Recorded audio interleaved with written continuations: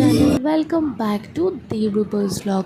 তো আগের ব্লগে তোমরা দেখতে পেয়েছিলে আমরা বেরিয়ে পড়েছিলাম ডে 2-তে আমাদের সকালবেলা ডেস্টিনেশনটা তোমাদের নিশ্চয়ই দেখাবো।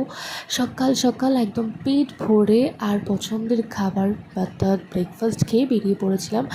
আমরা যে এলাকাটায় ছিলাম লখনৌতে, সেটা একদম পুরো সরকারি যেসব কার্যালয়গুলো আছে, রাজভবন, তো বিশাল বড় বড় বিল্ডিং দেখছিলাম। আর রাস্তাঘাটগুলো জাস্ট দেখো তোমরা। আমি তো এখানে গিয়ে রাস্তাঘাটগুলো এতটাই নিট অ্যান্ড ক্লিন ছিল, আমার সত্যি খুব ভালো লাগছিলো। কলকাতার রাস্তা আগে থেকে অনেকটাই নিট অ্যান্ড ক্লিন, কিন্তু কলকাতার তুলনায় আমাকে বলতেই হচ্ছে এখানকার রাস্তাগুলো আরও বেশি নিট অ্যান্ড ক্লিন।